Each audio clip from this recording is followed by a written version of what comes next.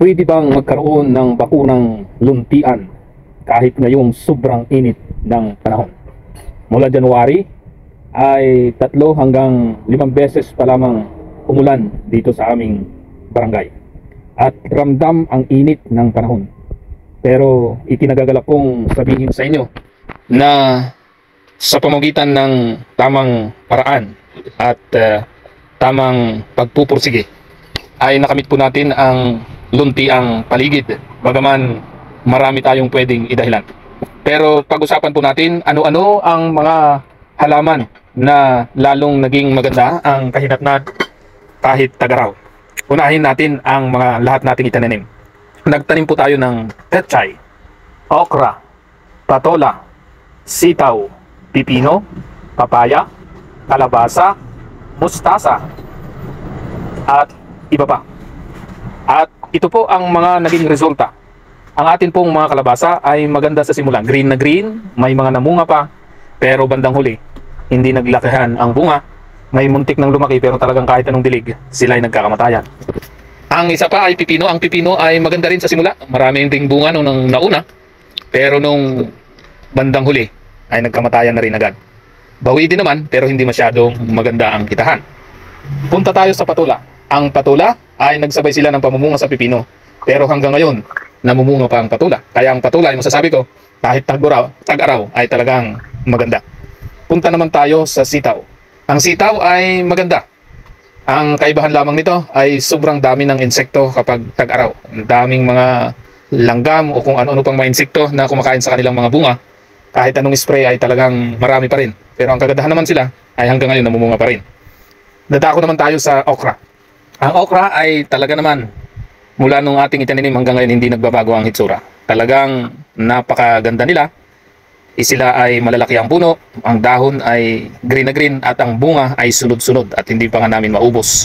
Kung dito lang, buti na lang maraming bumibili pero pagka minsan, pag nagkataong hindi kami nakapagpitas ay sigurado nagugulangan pa. Dadako naman tayo sa ampalaya. Ang ampalaya maganda din pero hindi masyadong nakapamunga kaya tayo nagpahabol ulit ng mga pananim. Ang pechay ay green na green yung mauna nating itinanim pero nung huli na ay hindi na makalaki na bansot na dahil sa sobrang init ng panahon.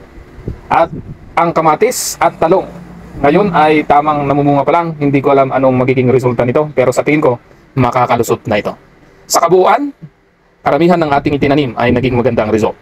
Ang kailangan lamang, ang nakita kong dapat gawin ay madaling araw ay magdidilig na para hindi mapasma ang halaman. Dahil kapag araw talagang mapapasma. At sa hapon naman, mas maganda yung malamig na ang panahon para yung kanilang mga dahon ay bukas na ang kanilang mga stomata kasi kapag tanghali ay nagko-close po yan at sila'y gumagawa ng kanilang pagkain. Kaya nga po, mahalaga din na bigyan natin sila ng matabang lupa kung maaari ay organic katulad ng ating ginagawa mga compost na iba't iba ang atin pong ginagamit para maganda ang kanilang paglaki na may panlaban sila sa init ng panahon. At napakaganda na kaya palang magtanim kahit tag-araw, kahit anong sabihin nating parang hindi mabubuhay. Katulad ng ating mga papayang itinanim. Akala ko nung una ay hindi tutubo, katulad din ng luya. Pero kahit tag-araw ay kaya. Basta sipagan lang pagdilig, sipagan ang paghanap ng matatabang lupa. At kung kinakailangan mag-spray ay mag-spray. Kung hindi naman ay hindi na. At tunay, green na green ang ating bakuran. Bakit kailangan mong mag-subscribe sa channel mo to? Ang channel mo to ay nagsishare ng mga video tungkol sa pakikipagsapalaran sa buhay.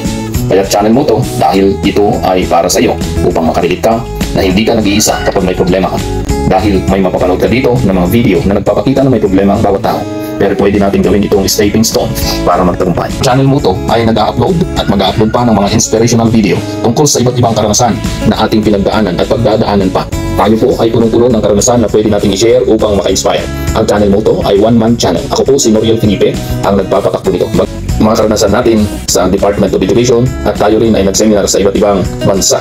Nagturo sa Department of Education at nagturo rin sa Macau, China. Ang mga karanasan na ating pinagdaanan ay humubog sa atin upang maging inspirado tayo at lalo naman tayong makaka-inspire ng mas maraming tao. Nagnegosyo po tayo sa iba't ibang larangan katulad ng buy and sell ng hayop, restaurant, at maging ang backyard garden ay ating pinagkakakitaan. Marami pa po tayong ibang mga pinasok na pwedeng pagkakitaan. Pumasok din tayo bilang administrative assistant sa barangay hall ng San Agustin. Lahat ay ating gagawin upang maging masaya at makapagpasaya sa ibang mga tao. Nais ko pong i-share sa inyo ang mahalagang pangyayari na pwede tayong makarelate. Kaya't kasabwat, ano pa ang hinihintay mo? Please subscribe. Sikapin nating magkipagsabwatan sa iba't ibang subscriber at viewer ng channel mo to upang lahat tayo ay sabay-sabay na umasenso.